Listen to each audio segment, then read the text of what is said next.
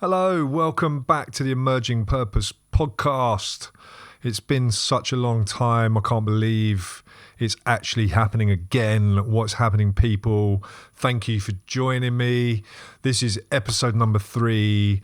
Just had a little short 2.5 year break. I think something was happening in the past couple of years that meant people weren't making podcasts. Very strange. Anyway, here we are. We're back. I'm happy. I'm feeling the love, feeling the connection with people, getting out there, wanting to talk about purpose, passion, eros, love, connection, interesting subjects. And who better than to bring us back in this cold November 2022 than my good friend Graham Campbell, or as he might be known in other circles, Dr. Graham Campbell. So let me tell you a little bit about him. He's a psychiatrist. He's working with DMT for the treatment of depression. And he also worked as an assistant guide on the Imperial trials using psilocybin. That's where we met. He spent 8 years, I believe, as a consultant psychiatrist at Millview down here on the south coast in Hove. And he is a very energetic guy. He's out there making things happen. He was very instrumental in setting up the Brighton Psychedelic Integration Circle. There'll be a link in the show notes, so have a look at that. Brighton Psychedelics. He's also one of the mentors for the Institute of Psychedelic Studies. No, sorry, it's not called that. It's called the Institute of Psychedelic Therapy, the IPT. So there'll be a link to the IPT as well. And he's also a mentor for the Mind Foundation. I'll stick a link for that on there as well. He's also known as Joseph Hecht on Bandcamp. So we start off the program with a little bit of his, some of his tunes, and throughout the interview, I intersperse some of his music, and I must say, it's just brilliant stuff. It's just properly banging. So look forward to a little bit of that. And the conversation we had, I was very glad to talk to Graham. I mean, we meandered all over the place, but you know what? That was quite an inspired conversation, and I really hope that you feel a little bit of inspiration from it, and we might even do it again sometime. So I'll see you on the other side, but enjoy this conversation with Dr. Graham Campbell.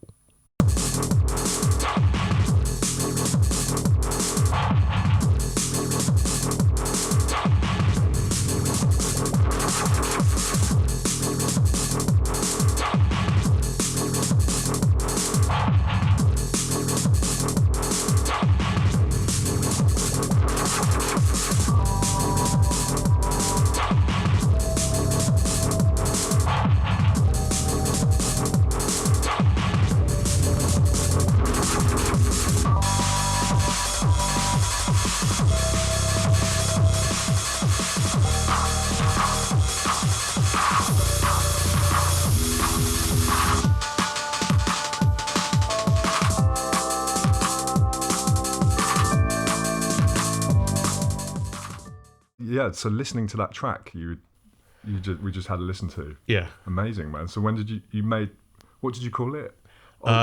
Grey and Wet in Aldi. Because I was in Aldi and it was really grey and wet, and there was something a little bit misanthropic about it. Just Aldi. Yeah. I don't know, nothing about Aldi, but just, you know, there was a bit of a sort of, I think one guy said it was just a bit of a free-for-all in there, and everyone was just like... going for it. Yeah, it might have been the grey and wetness. It's so sort of dark and moody as well, at the moment anyway, isn't it? There's a dark moodiness around, so kind of, I can see why you'd call it something like that. Yeah. Well, I mean, let's have a look at your titles of your tracks. Because I was listening to your EP last night on Bandcamp, and I'll put links to this and everything, but your EP is called Some Things That Happened, and then you've got the tracks on there like Markov Blanket, Only Dappled Light, Tunnel, Connection, We Could Count Together, Where do you come up with your titles? I don't know. I mean, I've tried to get into a creative process where I really don't think about it too much.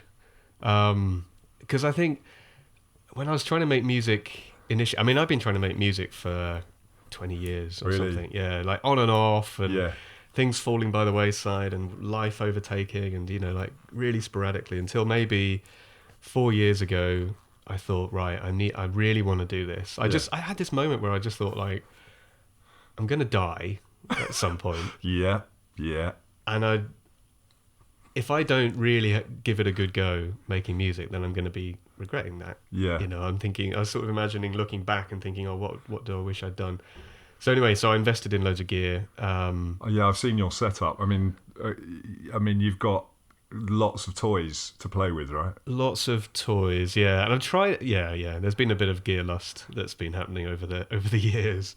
And why not? And finances. Yeah, true. Credit. Well, it's not all going on, other sort of, I suppose not to say that, going paragliding or sort of cycling around France isn't a bad thing, but, that seems to be, that's your passion is the music. Yeah. It's not going on holidays or food for the family or things like that. But no, it is.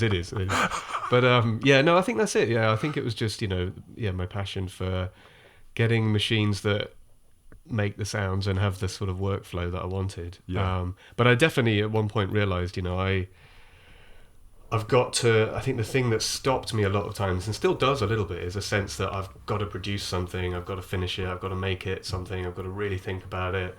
And so I took the approach a few years back that I'm just gonna do what feels right in the moment and just do some jams. And if those jams feel like they can sort of be edited together into a track, then that's great. And then just don't think about it too much. So the sort of the classic thing of like an artist getting too precious, you kind of get out beyond that or around it. Yeah. So you don't let that gatekeeper of like perfection sort of stop you. Yeah, absolutely. Because I just overthink things, a lot. I think I have a tendency to, and then and I realised this recently when it comes to just motivation. Just thinking about something too much just stops me doing it. And actually, there's something to be said for just doing it. Just don't think about it. Just do it. That's it, isn't it? I mean, it's a strange thing. I've been talking to a few people about this in terms of like how do you get your art out there, and actually, or whatever it is that you do, whether it's art or whatever. But actually, and we all have this kind of internal sort of, I suppose you could call it a kind of shame barometer, like, oh no, this is going to be embarrassing. This is going to be, and to a certain level, you kind of need that, right? Because you don't want to do embarrassing stuff in public. Yeah. But, Yeah. I think that's what I've really tried to overcome, actually, because a lot of the times I put out like a bit of music with a silly video, and I just put it out, and it's not really a track, it's just a jam, it's just a sound or whatever. Oh yeah, you have those sort of videos where you've kind of got a background and then like all these figures dancing and then these really sort of mind-bending dark tunes. I hope they are. Yeah, you hope they are. Yeah. I mean that's the other thing to notice as well, is like I noticed with all your output, there's definitely a meaty darkness to them, right? Yeah. And there's something about that draws you to it, right? Yes. Yeah. And what is that? What is it? We haven't talked about this before the podcast, but I have been reflecting on that recently, because I've always just liked music that's just got a little bit of an edge to it, a little bit sinister, a little bit. I mean, I suppose from late 90s, listening to Boards of Canada, they introduced a kind of spooky, haunted element to electronic music, something kind of nostalgic, like childhood nightmare-y kind of stuff, and so that's always. I mean, I consider Boards of Canada to be like the trunk of my musical tree. Really? Yeah. See, I'm not.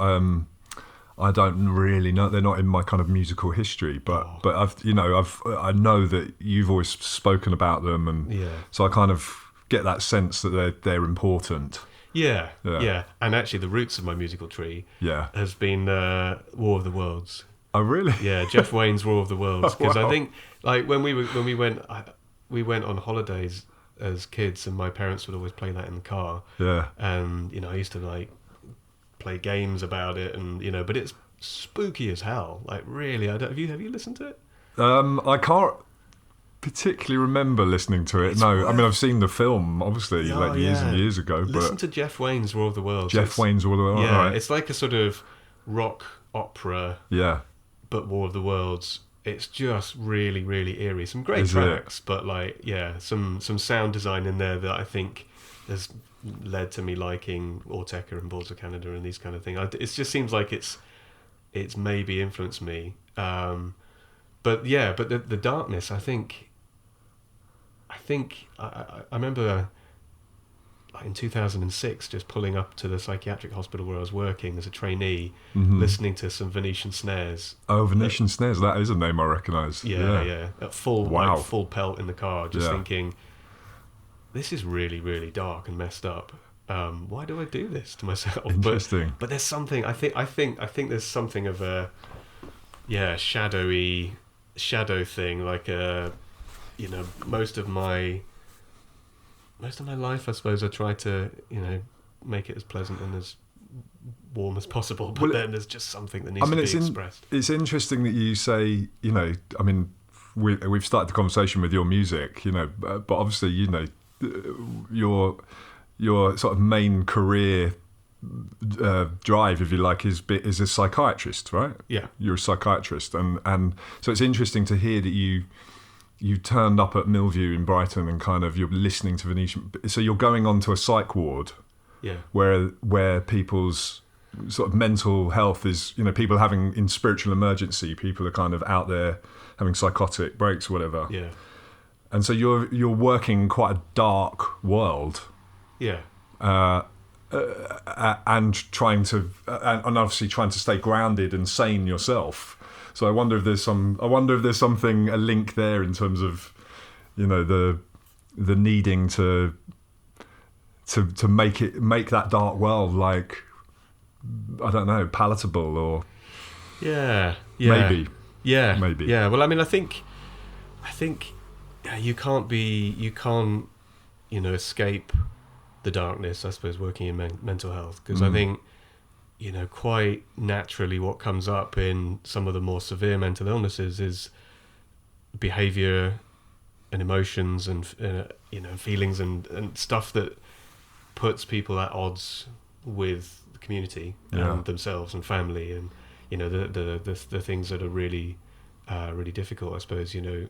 It can be, well, self-destruction, it can be destruction all around as well. And so if all of that was, if it was just good stuff that came up, maybe I'm stating the obvious here, but if it was good stuff that came up, it wouldn't kind of cause a problem. But it is about, the stuff that's really difficult, I suppose. But maybe, I often thought that maybe I'm sort of drawn to some of that, and always. Well, it takes a certain type of person, doesn't it, to be able to. I remember in my, psychotherapy training, I had to spend something like 100 hours on a forensic psych ward. Yeah. And to be honest, I wouldn't choose to do that as a career. Yeah. I wouldn't want to be doing that every day. But it was fascinating in terms of being part of a team. And being allowed to kind of go in and offer support, but yeah, I was kind of thinking, wow, this takes a certain type of mental. Well, I suppose also, the thing is, we met on the training for the Silodep Imperial study for psilocybin for depression, treatment-resistant depression. And one thing that kind of comes through, one of the phrases that always came through from that training was, and still does in the psychedelic world, is like in and through, right? So in some ways, there's something in that, isn't there? It's like, let's go into the darkness and through it, absolutely, or in and whatever, Absolutely. I was always really inspired by Carl Jung and read, as much as I'd sort of read of his stuff, probably in the early 2000s. and just that idea that your unconscious mind is in sort of counterbalance. Yeah. You know, there's that sort of balance, that equilibrium with your conscious mind, and that concept of the shadow, and that's where everything's kind of pushed and suppressed and pushed down. And it's relatively new in human history, really, isn't it? I mean, like, you know, it's like, what, we have an unconscious. Yeah. What are you talking about? It's witchcraft. How dare you suggest such a thing? Yeah. And it's funny that there's still debate about it as well. Yeah, you know, right. And I mean, I suppose some of the debate is sort of whether it's sort of, I mean, maybe it's established that the unconscious mind isn't really a place, or it's not really a part of your mind. You can't locate it. But of course, you can't be conscious of everything.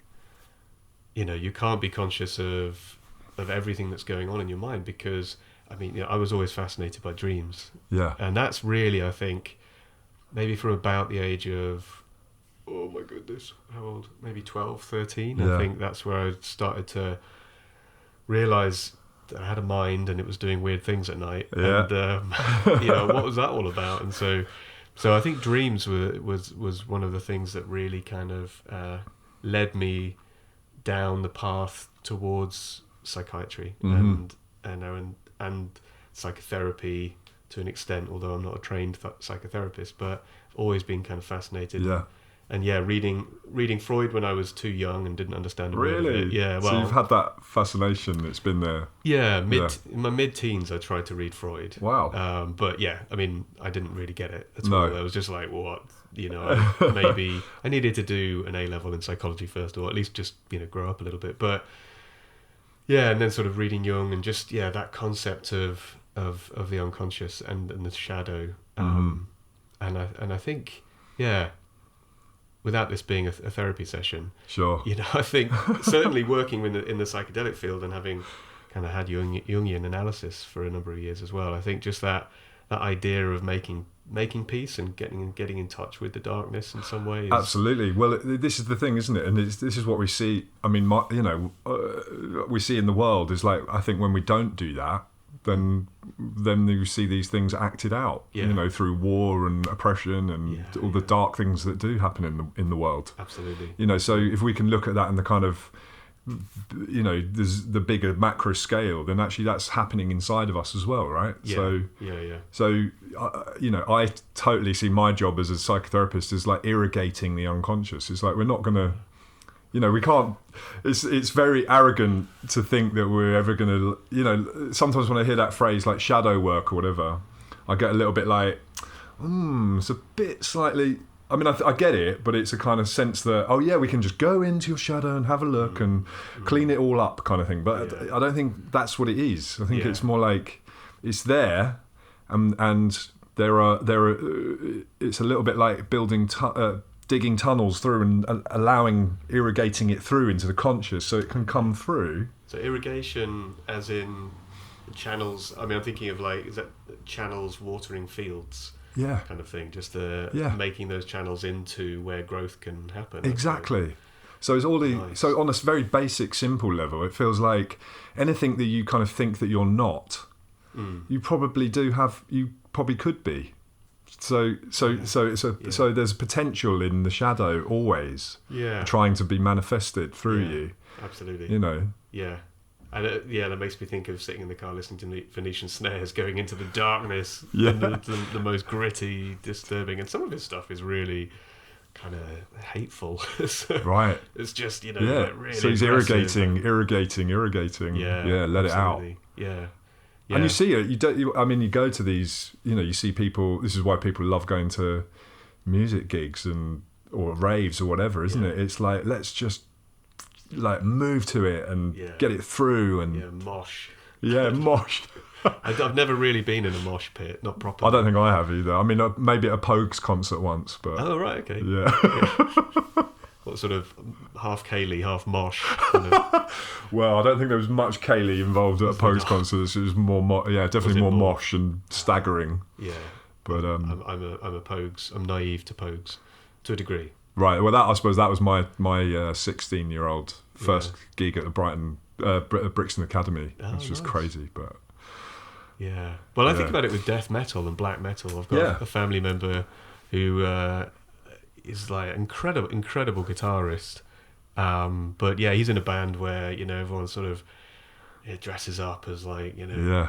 I mean, I don't know what the right way to describe it, but I suppose it's like, makeup, real gothy, real zombie kind of, and the song titles are like horrific. But I think about some of the most chilled out people I've known. Yeah. And I think back to, you know, school as well. Some of the nicest people Yeah. love really dark death metal. Yeah, it's true, isn't it? They kind of, because they've kind of maybe because of that thing we're talking about, is like because they're facing some sort of dark. They're not trying to be all sort of sanitized and clean and like not going to the darkness. And then there's all this kind of unprocessed stuff. Yeah, you know, so they're actually kind of looking at it and feeling it and moshing it out. Yeah, absolutely. Those irrigation channels are being formed, and I think expressing it and maybe cathartically kind of living it. So take me back, because I think we're going quite. I mean, I'm loving this, but I sort of, for the listener, I'm sort of interested to hear a little bit more about your. What, like, so you mentioned a little bit about like you got into Freud and Jung, but what was it? What took you into psychiatry? What was the journey? That's a really, really good question. I mean, I think again, it started with dreams. I had an uncle who's a psychiatrist. I still have an uncle who was in the family. Yeah. So I think. I mean, I think he the impression I got was that he always wanted to put me off doing psychiatry. Good way to make you follow it.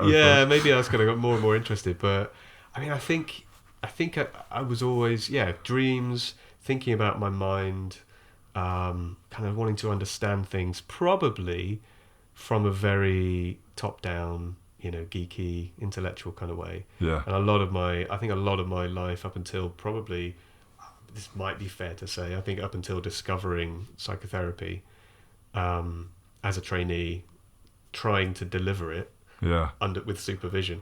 A lot of my life, I suppose, I've thought like, I probably was very top down and very kind of intellectual about it.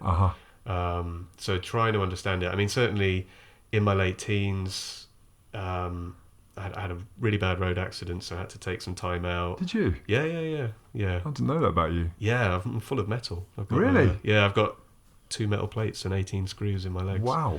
Yeah. So that was a big thing. So I had to take some time out. I mean, I nearly had to repeat my last year of A levels, but I managed to scrape that. But I still had to take some time out before university. So I did an A level in psychology at the local college as well. And so I kind of got interested in that, and then. So that was all while you were recovering from this accident. Yeah. So I didn't really walk for a year, actually, after this accident. Oh my God. So, that's like a big thing at that age. Yeah. To be kind of suddenly immobile. Yeah. I thought being in a wheelchair was going to be great, but it wasn't. No. So I didn't have to use a wheelchair a lot, but I did use it a bit at school. It makes sense. Like, again, we're talking about the dark, you know, when we're talking about the darkness, though, it's like, that's happened to you. Yeah. You know, yeah. It's not, again, not about being a therapy session or whatever, but it's just to notice that is like, well, that's not an unusual teenage experience. Absolutely. Well, I'm happy to talk about it because, I mean, I think it was last year was the 25-year anniversary of it. And for some reason that just felt, you know, usually years pass without me really thinking about it. And I don't like to kind of acknowledge anniversaries necessarily because otherwise it just, you know, I feel like it perpetuates things. But yeah, usually around sort of October time when the weather is a certain way, you know, I think it kind of brings back memories of it. But last year it really kind of came up, or just really thinking about that, and I think it was quite a dark time, you know, in lots of ways, and you know, I nearly had to repeat the year. It took me out from, like, you know, friends. I mean, I had friends that came to visit and stuff while I was, but you're away from your social circle. Yeah, absolutely. Yeah, lots and lots of pain, and and number of operations. I think maybe like 7 or 9 operations, something like that, just to try and because I nearly lost my right lower leg. Did actually you? in this thing? Yeah. Yeah. But yeah. So how did we get there? So With the darkness. Yeah. The darkness. Yeah. Yeah. The darkness. But you were kind of saying you were on your route to psychiatry. So that sounds like part of it. A very important part of your journey. I think it probably was. Yeah. Yeah. I mean, it certainly was in some ways really useful because I had all this experience of being a patient and getting a sense of what good care looked like. Yes. And how it was delivered from different members of a team. And was it? Generally, yeah. Yeah. Yeah, there was some really awful nurses, but some amazing nurses. Yeah. There were some doctors that were great and some that weren't so great. Right. And I suppose, being on the receiving end, it just gave me such an experience of what it's like to be vulnerable and receiving care and, Yeah. So what works? Yeah. Actually having a human touch. Oh, absolutely. Yeah. Yeah. The people that just had a human touch, it's just made such a difference Yeah. to the people that kind of swept in, swept out, Yeah. gave you a few bits of information. You're another patient. Yeah. Kind of on the list. Yeah. Exactly, that sort of personalised approach. Yeah. So I think that, and I was interested in psychology, psychotherapy, and then I went to med school, I think from the very beginning with an idea that I was probably going to be a psychiatrist. And even though every single specialty I did in my clinical years, I was thinking, oh, it's not so bad, maybe I think one day I wanted to be a surgeon. And my take-home message from my medical school time in surgery was just how colourful we are inside. Like, just watching operations and just being... Really? I did learn more than that. But Yeah. But that was kind of a bit like, wow, we're a rainbow inside. Yeah, it's amazing how colourful we are. Yeah. But so through med school, I think I just always had this this desire to go into psychiatry. Yeah.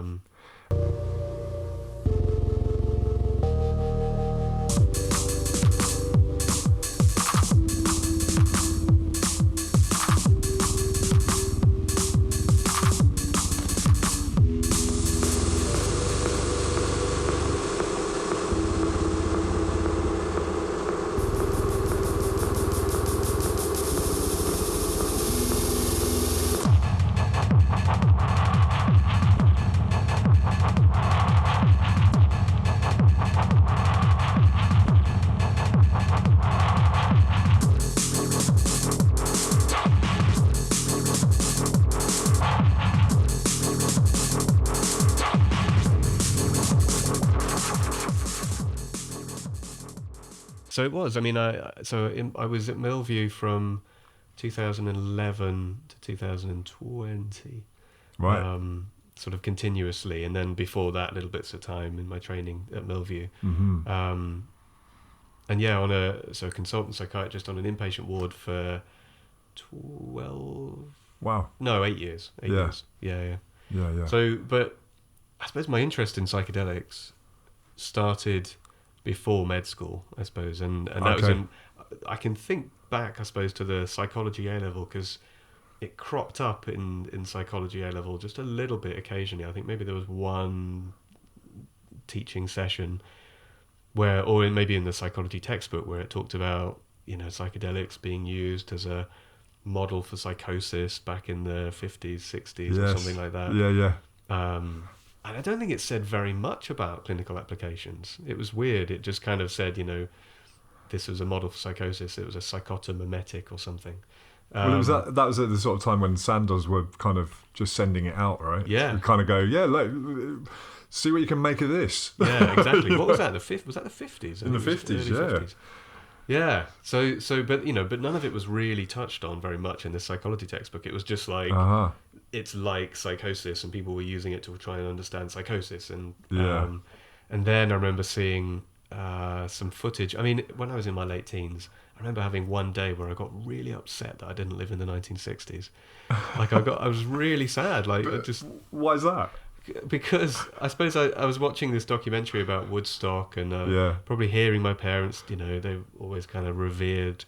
I mean, they weren't teenagers in the oh no, they were teenagers by the late 60s. So Yeah. talking about the music and the spirit of the 60s. Yeah, and so it was kind of this time, this beautiful time of freedom and absolutely, yeah. And I know it's a sort of it's probably a little exaggerated, and everyone. But wasn't. it is. I can see why you would. It's like this great time that's kind of seems to have gone. Absolutely, yeah. And now I look at the 90s and I think, it wasn't so bad. Yeah, we had our own 60s. It was good. The 90s were good, and but maybe you don't recognise it at the time. I think so. Well, I don't know, and I think it was recognised, and it's interesting to think. I wonder when the next one's coming. Yeah. Or is it here? It's got to be coming. It's got to be. Feels on like its it's way. coming. It's feel like that. It's got to be a revolution of some type, hasn't it? Yeah. There's got to be some release. Yeah. But yeah, From the madness. Yeah. Yeah. So I was watching Woodstock footage on telly, and there was reference to LSD. Yeah. And the LSD that I was reading about in the psychology textbook as being all about psychosis and all that sort of stuff, and people looked like they were having a good time. Yep. On LSD, and so I suppose I had this curiosity at that time, and I remember saying to my dad, I think even before I knew about psychedelic drugs, I said to my dad, "Oh, it'd be great if you could dream while you were awake." Wow. And I think profound. Just because I was so into dreaming, and I kept a dream journal for years, and I was just like so into it, and just wanting to kind of understand the weirdness of it all, and how my mind was doing that. So I think my dad looked at me a bit worried, in a sort of worried way. We've got one here. Yeah, exactly. Yeah. And so I suppose that's kind of where my interest came. And then my first year of medical school, I was reading books about Tim Leary's autobiography and talking about the therapeutic use, and so it was all kind of going alongside this interest. Yeah, there was the sort of medical model, but also your own sort of personal interest in or curiosity in this kind of revolution of the 60s with LSD and the rest of it. Absolutely. I mean, all I needed was to just hear a few accounts of LSD experiences to be like, what is going on here? It's like dreaming while you're awake. And then reading books about that. There was one particular book I read, The Ecstatic Imagination, which it was what was it? I'd never remember the subtitle, but it was something like psychedelics and the psychoanalysis of self-actualization.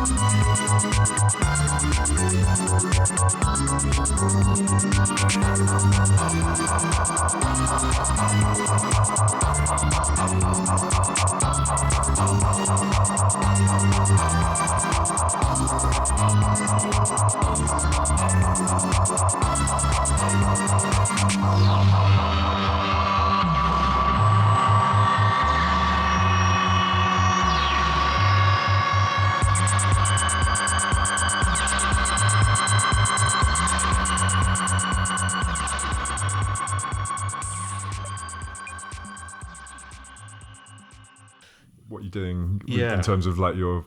I mean, I know you can't talk about details of the study, but you can talk about what you're doing, right? Yeah, absolutely. So after we worked together as assistant guides on the psilocybin trial, which was from 2018 to 2020, I put out the feelers to Imperial College and said, if you need a psychiatrist, let me know. And I wasn't rushing to leave my job in the NHS because I did enjoy it. But so eventually, long story short, I was kind of offered a post as a trial psychiatrist with a DMT for depression trial. So DMT, and for those people that don't really know about DMT, what would be the elevator pitch? The elevator pitch. Wow. Yeah. So DMT is a short-acting psychedelic drug. it's a little bit like, I suppose it's closest, I would say, to psilocybin. And I always think about it like this: that if you take the full power of a high dose psilocybin experience, As in magic mushrooms. magic mushrooms, Yeah. yeah, Or the active substance in magic mushrooms, Yeah. psilocybin. Yeah. if you take the full duration of that and the full power of that, and you squeeze it into about 30 minutes or 20 minutes, Wow.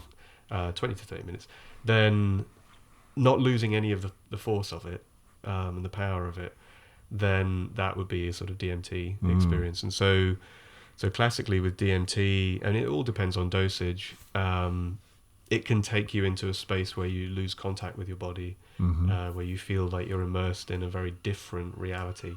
So it can be profoundly reality shifting.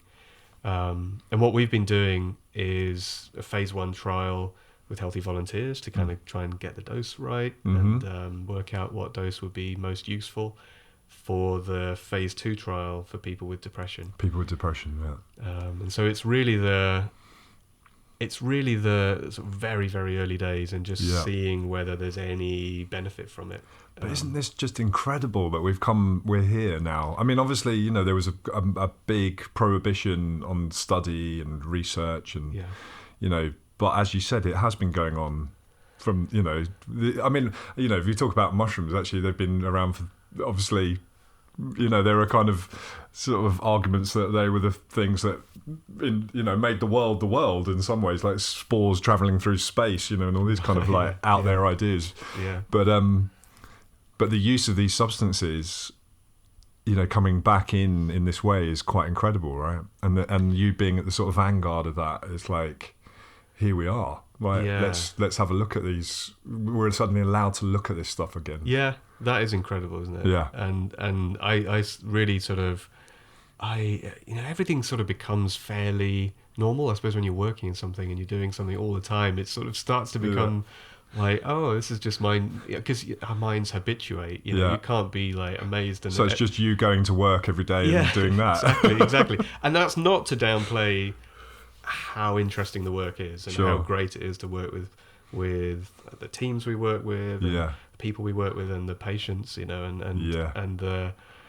the nature of the experiences and all of that good stuff. But and sometimes I have to sort of just take a step back and go, oh yeah, like you say, how is this happening? This is incredible that we're able to do this again, and explore this, and I sometimes have to think, well, even if it doesn't turn out the way we want it, even if there isn't, if it shows, if we don't get the outcomes we want, as long as people haven't been harmed in the process, it's still incredible that we're doing this. And in a way, it's like, I mean, this is kind of clinical research, but also consciousness research. Absolutely. It's well, that's so good that you say that, because it's, this is what's been going on, isn't it? It's like for years. Actually, you're right. It's like if we change our consciousness and we can kind of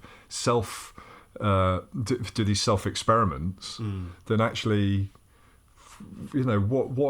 what happens? What is going on? I mean, especially with DMT, some of the kind of trip reports, if you like, or I think David Luke's sort of edited a book on it, isn't he? He'll put a book together around it, like the entities of DMT.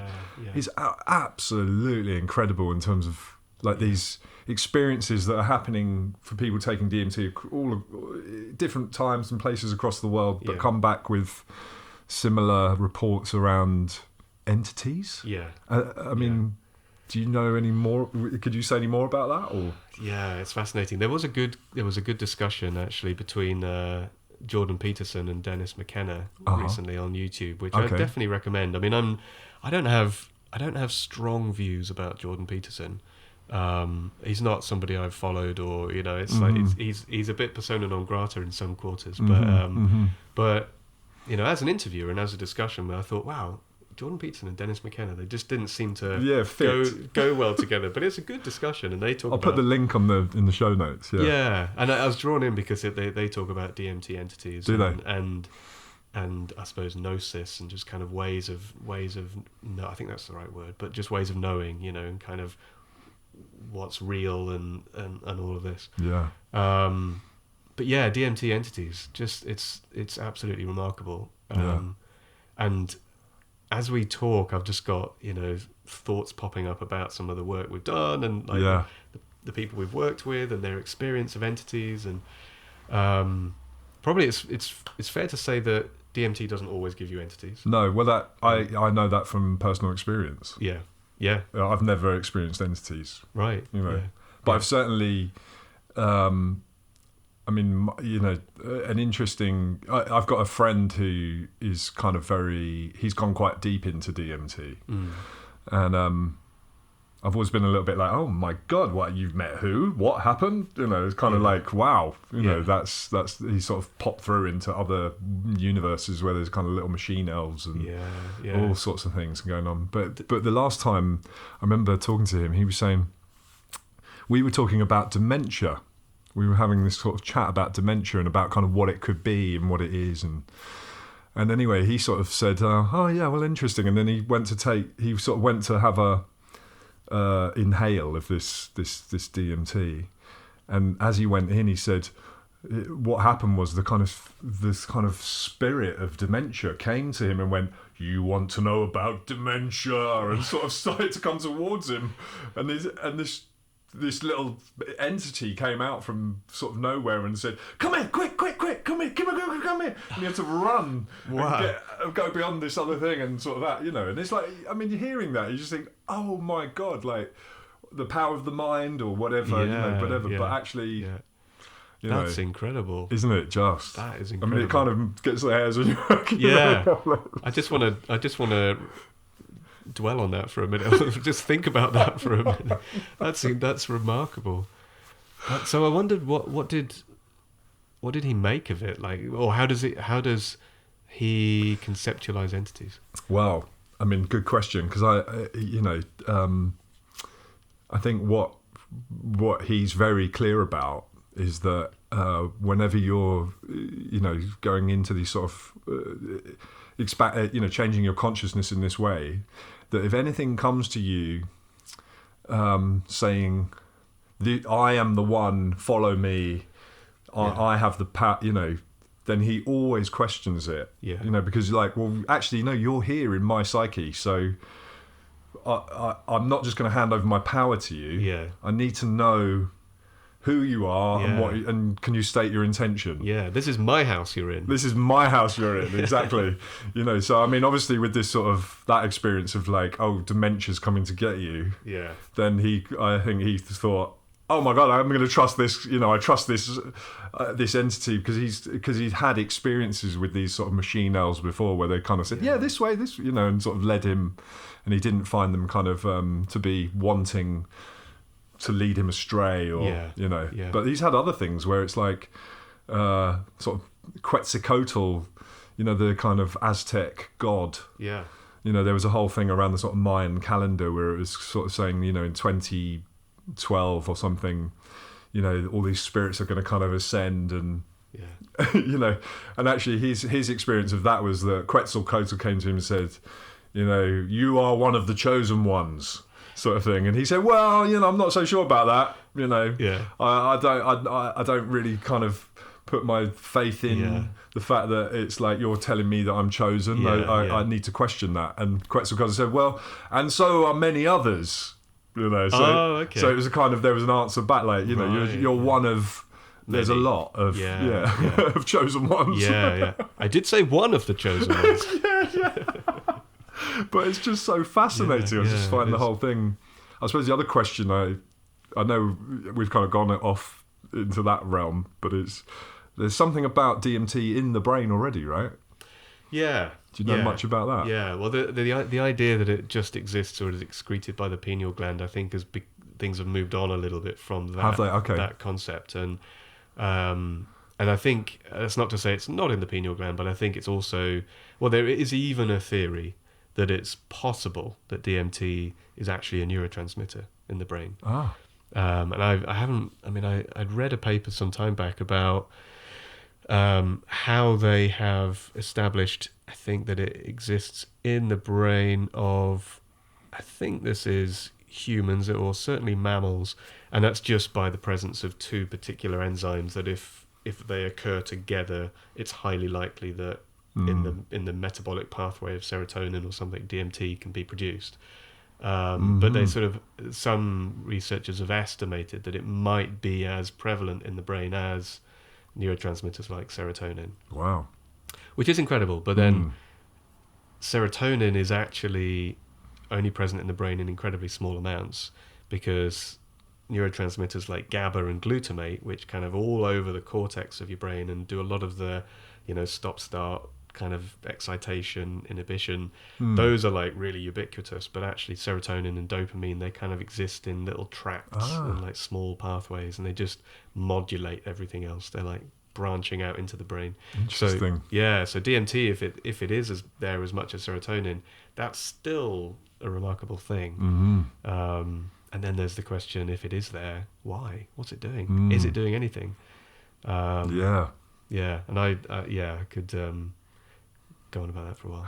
Well, I mean, it's such a fascinating area, and I suppose, I guess coming back to the kind of overarching theme of this podcast, I guess, is about purpose, really. And and what I'm really interested in and is like, and I suppose I can hear it in your history, is like, well, how you've come to this. It's always been a fascination of yours. Yeah. I think, I thought about this, and when I you gave me the invite to come and talk about purpose, I was kind of thinking a lot about motivation and what drives me, and I think so often that's obscured. It's like really difficult to know. Like pin down why. This is about delving into your own unconscious a little bit as well, isn't it? Just kind of knowing what your motivations are for certain things, but.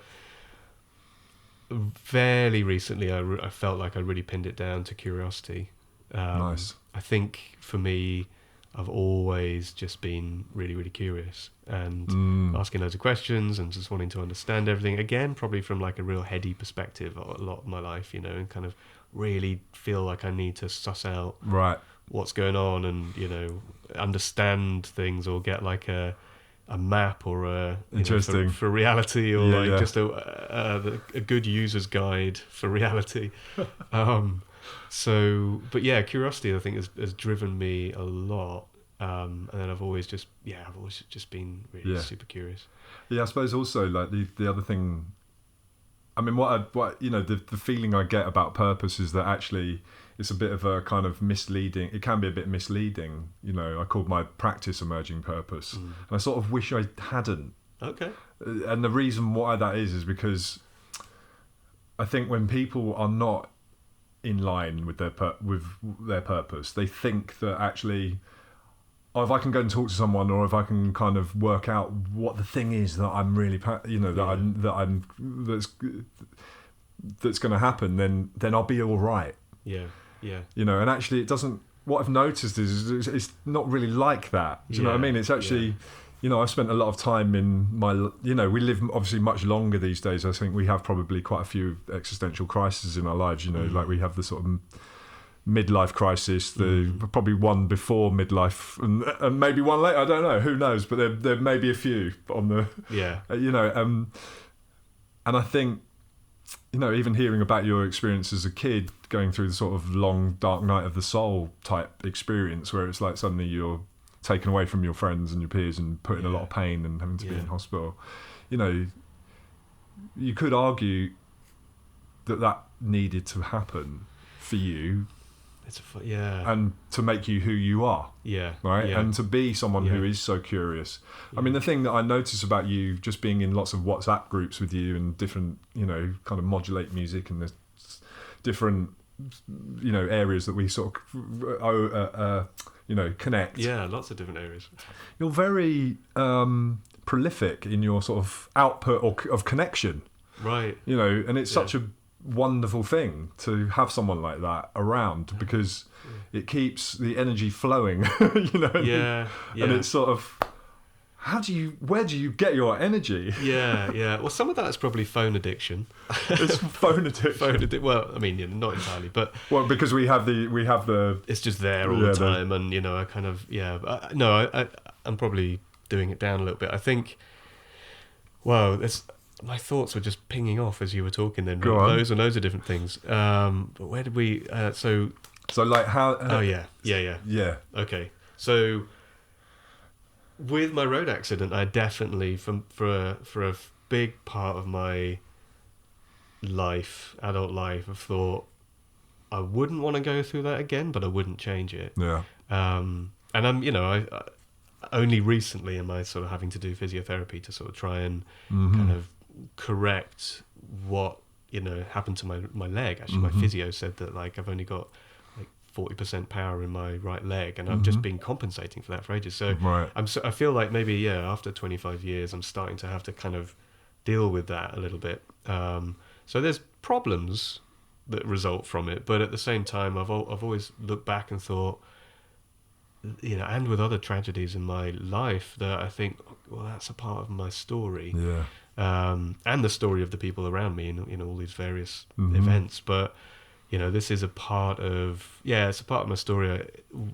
Things could be really different if that hadn't happened, and even with, with bad things that happen now, I try and think, there's, I'm not somebody who necessarily believes that everything's mapped out and that there's a fate and that there's, because I think there's, wonderful chaos in the world and in life, and that, but it's about finding a path through that chaos in a way that gives, that's useful and that helps with the next time that the chaos happens, I suppose, and, surfing it in a way that, Surfing the chaos. Wow, I love that. There's a book called Surfing the Uncertainty, which is I recommend, by Andy Clark. But surfing the chaos, and sort of staying afloat, and I think, there's a number of things. I just think things wouldn't be the same, and I wouldn't be the same person if I hadn't have gone through that, really challenging experience. And with even minor disappointments, like, we were going to go to Germany in the summer, but we had a passport issue, and our whole holiday was like a family holiday. We were turned back at the boarding gate at Gatwick, and it was just like awful. It took us a while to come through that, but disappointment. Yeah, there was something about leaning in, holding lightly, accepting. Ooh, yeah. But doing that as a family, it was quite a challenge. But you never know what might have happened. We could have gone to Germany and something awful might have happened. You just don't know. So I think there's something about trusting. Sounds like Trusting the process of life. But I think these things can be quite useful. Yeah.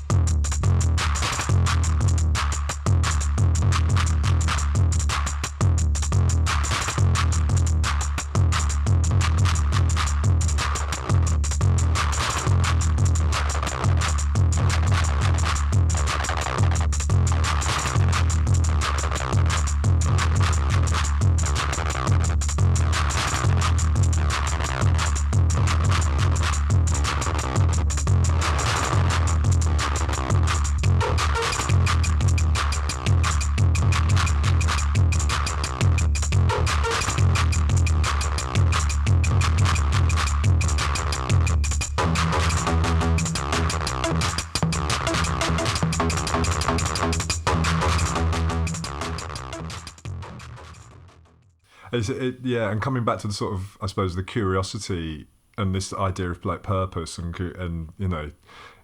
I think it's a really nice way to think about it. And let's be curious about what's happening, because even so now when I get clients who turn, like they want to find their purpose, I'm like, well, what's it like being in an existential crisis? Yeah. Let's sit in that for a while. Yeah. And then, because we're so geared in this society. Yeah.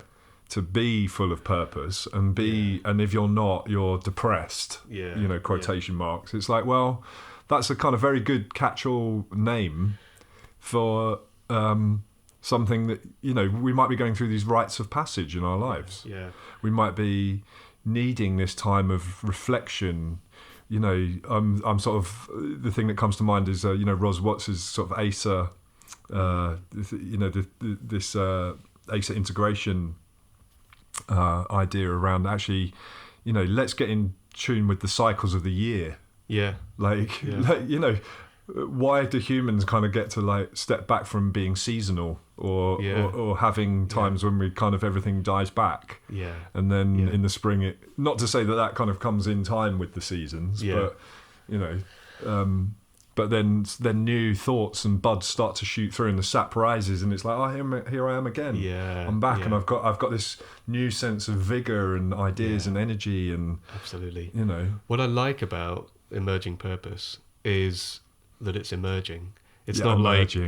like massive quest for purpose, well, or elbow your way into finding purpose, or you've got to find it now. Find it now, otherwise you're useless. Exactly. Yeah, I think there's something about the emergence. That's it. And settling into something, allowing things to happen, allowing and being in connection with natural rhythms and the rhythms of your body. I mean, I say this as somebody who probably has many years not done this incredibly well, living in my head and just thinking all the I musts and the shoulds and all of the structures that we build around our lives in this kind of artificially lit human environment that we've created for ourselves that takes us out of connection with, I don't know, our natural state. Drinking caffeine endlessly to keep yourself productive. The adrenal system. Keep borrowing from tomorrow's adrenal system. Absolutely. There's so many ways in which we are not connected with our deeper selves and our bodies and our biological selves. And I think it's a bit of a mission to do that. But a lot of it is about letting things drop away. And I think you're right. Yeah. And maybe that takes us kind of almost a kind of full circle as well, back to, because what that reminds me of is music.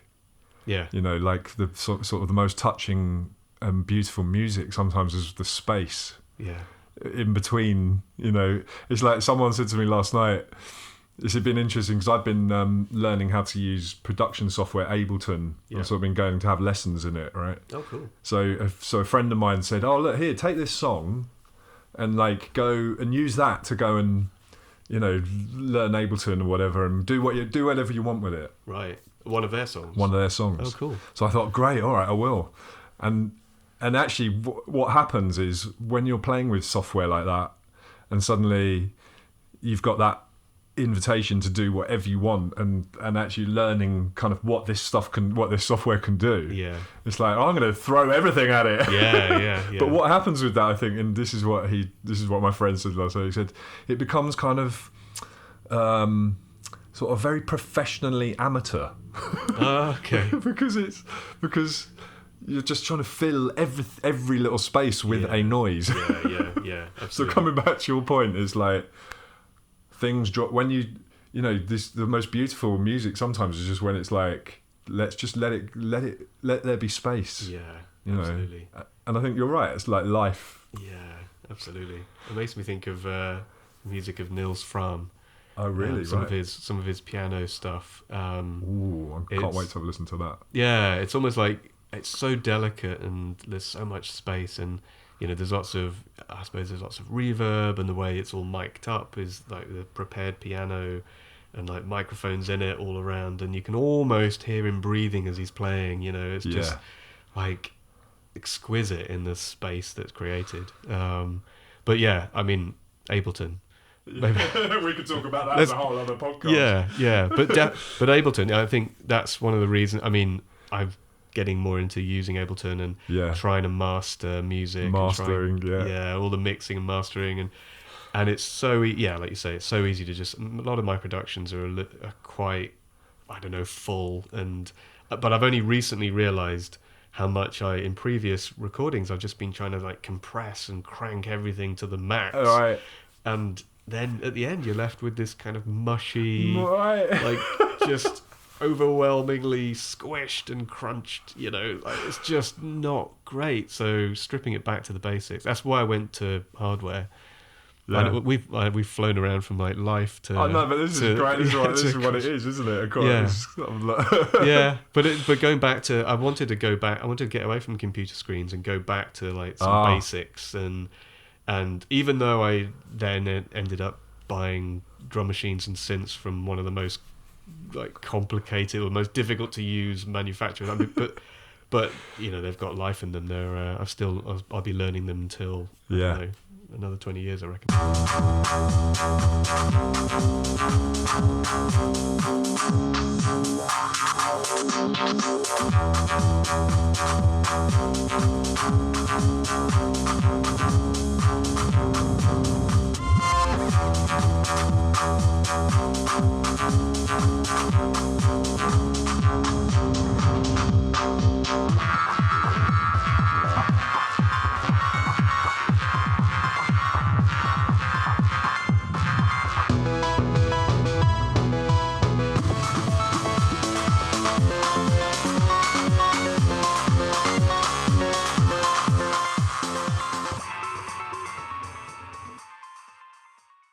Well, that's another good point, though, isn't it? About keeping your curiosity open. Is that actually it is about learning, keeping the attitude of like I'm still learning. Yeah. And I've found that to be a really useful attitude in. Yeah. Well, like we were saying right at the beginning, it's kind of like to give yourself permission to sort of not be great at whatever it is, or to to failing. Yeah. Then you have to have that kind of attitude, right? Yeah, absolutely. And you talked about the videos I post. Yeah. And yeah, they're just trying to wrap something up. They're just basically, I thought about this recently. It's like, this is just the process. Like, this is just my process, and I sometimes probably I don't know, disregard some of the things I make because I'm just like, okay, that's done. Next thing, and I'm just already thinking about the next thing. Yeah. But then I want to stay in that point. I don't want to start thinking. And I thought recently, like, I'll put another EP out or something. I felt like an urge to kind of like the most recent track, just put it out on an EP or whatever. And I thought, no. I've got to I want to stay in the space where I'm not. I don't know. I'm not polishing it. I'm not going, this is what I've done. I want to stay in the space where it's about play, and it's about curiosity. It's about just the process more than the end result. Yeah, because that's the other classic artist thing, isn't it? What is the end result? There is, really a piece of art is never finished, is it? So. No.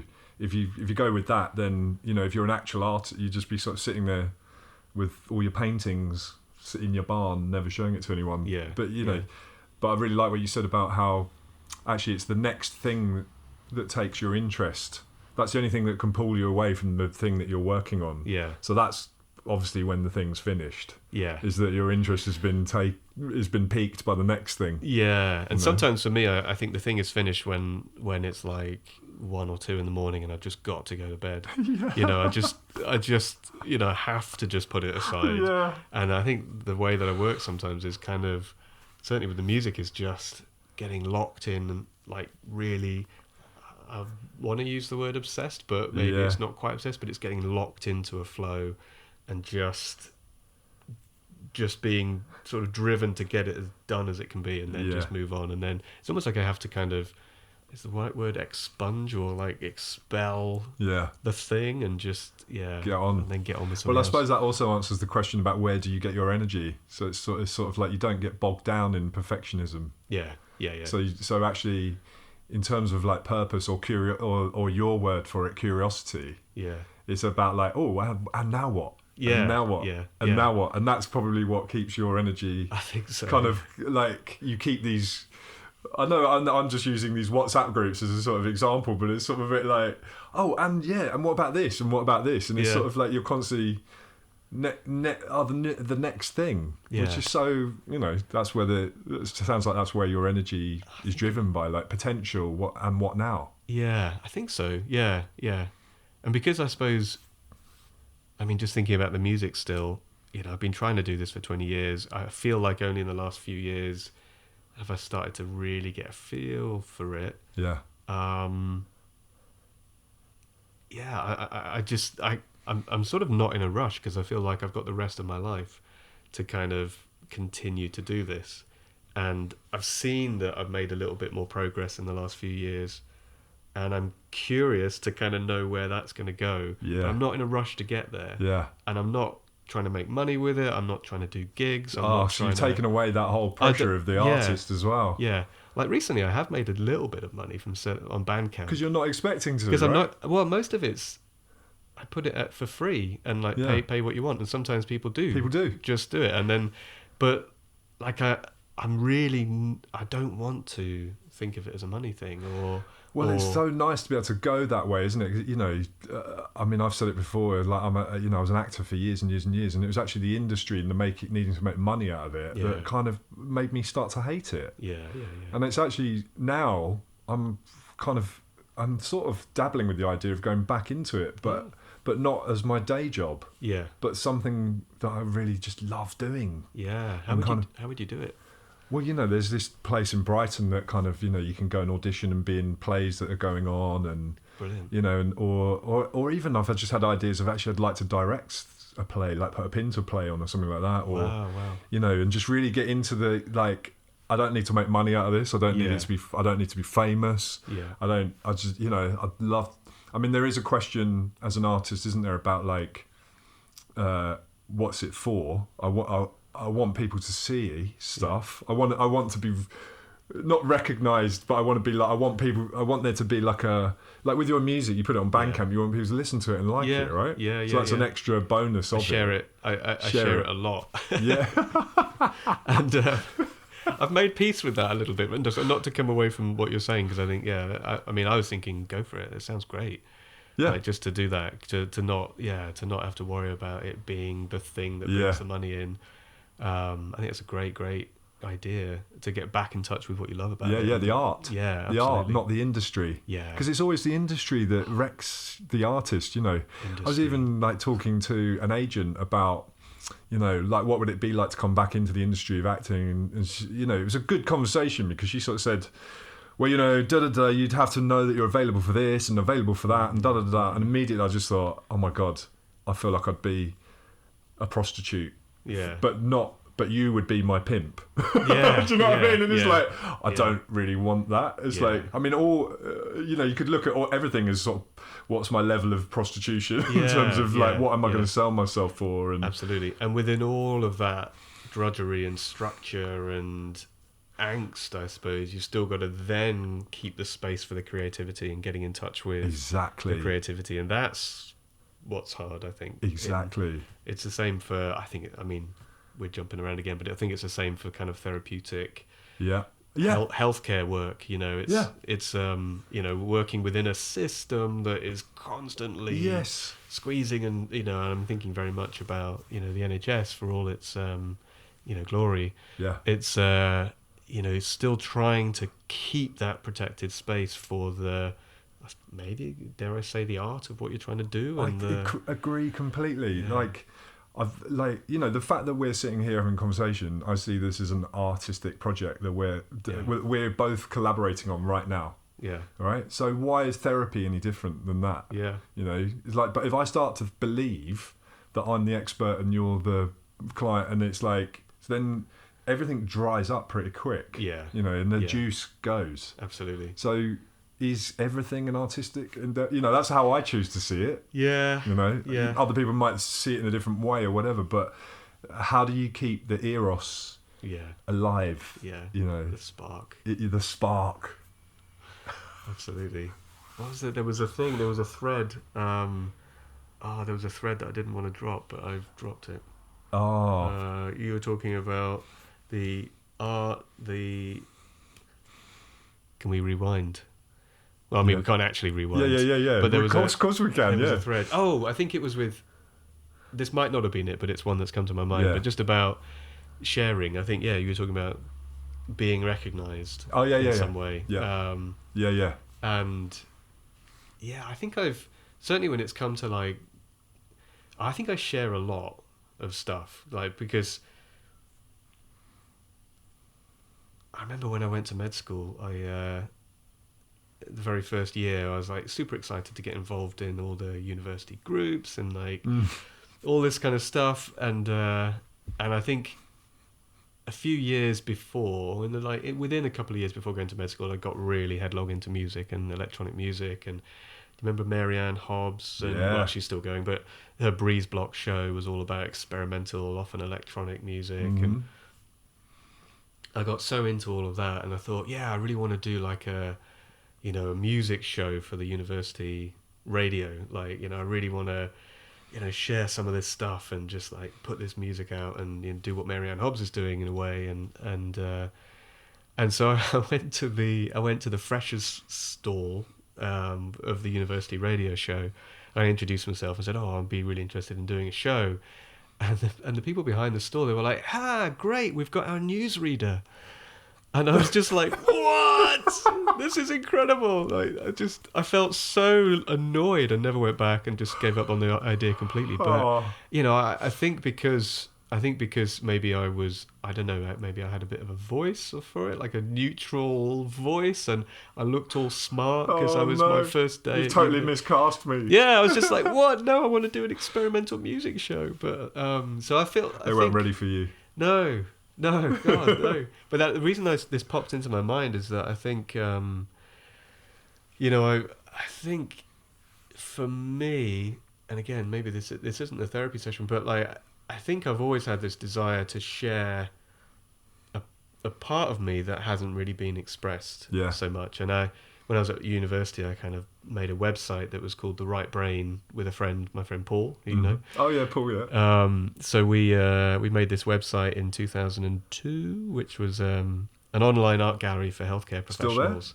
Still there? No, okay. No. Social media kind of swept it away, and everyone's can just post on their own social media sites. But it was kind of a space for the creative expression in healthcare professionals, because I thought my experience of med school was that there wasn't any space at all for creativity at that time, and maybe I was wrong. Maybe there was the science with science. Yeah, it's facts. It's left-brained. It's science. It's and the creativity I came to realize is in the work and in the the interactions and the contact with people and who you are and how you think and all of that stuff. That's where the creativity is. But I didn't feel it at the time. And so I think, a lot of I share a lot of music, and I can't help it because I just really, if I listen to something and I think it's amazing, I just want more people to listen to it. But I think there's also been in my life a part of me that's kind of wanted to go, I'm not just that guy, I'm this guy, and kind of also love this stuff. And this is what really excites me. And like just wanting to share that stuff. But with my music now as well, I've kind of had times where I thought, why am I doing this? It's like, it's a lot of energy. It's a bit of money buying the gear. It takes time away from, family sometimes. And it does stop me doing other things I know I need to do, like essential life admin. I kind of just, I get locked into a groove doing it. So why am I doing this? But I think, and sharing it as well, I sometimes think, God, it's a little bit like, it's a little bit like, oh, look what I've made, look what I've done. But that's fantastic, because imagine if it wasn't there as well, like what life would be, life admin, right? It would be all life admin, yeah. So I mean, I think what I'm hearing you say is like a bit like, this is the sort of juice that keeps me flowing, and also it shows these aspects of me that you don't box me in as Mr. Science. Newsreader. I listen to this. That gives you an idea of actually that we are, we have all these different aspects to ourselves. Yeah, absolutely. I think I've always had this tension between, and massive oversimplification, but right brain, left brain kind of stuff. And I think I've very much followed a very left-brained path for the majority of my life, and I think. Yeah, I think it's keeping things in balance, back to a bit of, I don't know, hemispheric balance or Jungian kind of stuff. It's just trying to keep it in balance, and I've thought recently I just need to be creative. Just if I don't do something creative, whether it's photography or writing or music, or if I'm not listening to music, if I'm not indulging in something creative for an extended period, then either there's something wrong with me and maybe I'm a bit depressed or something, Yeah. or if I don't do it because other things are happening, then I will get a bit depressed because Yeah. I just can't. I'm not Yeah. expressing or engaging with the thing that really keeps me alive. So yeah, we might have got to a bit of purpose. Thanks, man. Really good to talk to you. Are we done? Well, I think so. I mean, you know, I think we've covered a lot. We have covered a lot. I mean, is there something else you feel? There were so many threads. Well, exactly. We probably do part 2. Let's come back and do it again. Thanks. It's been real fun. I can't believe the time has passed. It's been brilliant, mate. Thank you so much. Thanks. All right, man. Cheers, Greg.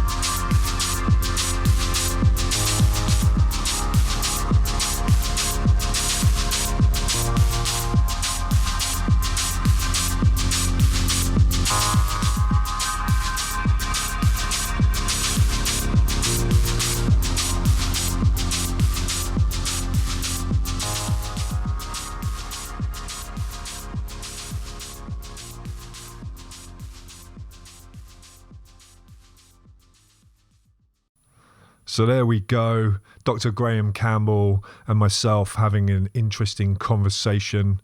Well, I thought it was interesting. I hope you thought it was interesting. And what a lovely guy. I mean, you know, he's so big-hearted, so big-spirited. And I really thank you, Graham, for coming along and bringing the Emerging Purpose podcast back with a bang. And I've got a lot of guests lined up. I'm not going to tell you who they are just in case I have to disappoint you, but I'm really looking forward to interviewing some really interesting people. It was so upsetting last week. I had a really long conversation with a good friend of mine who's an award-winning photographer. I won't say his name because I'm really hoping he'll come back and do another interview because we got through an hour and a half of incredible conversation and interesting chat about artistic desire and creativity. But guess what? I didn't record it because the card corrupted in the machine. So he was very circumspect about it, and we basically said, well, thank you for that therapy session. Let's do it again in a couple of weeks. So I'm hoping to get him back as soon as possible. I'm sure he will come back, and then he'll be on the next episode. Anyway, people, I'm going to wish you lots of love. And remember, just be kind to people. Take your love out there. Open your hearts up. Be as kind as you can to other people. You don't know what's going on in other people's lives. And let's just try and spread the love. Yeah? Should we do that? Yeah. Let's just spread the love, man. Let's do it. And I'll see you next time. Lots of love. Bye.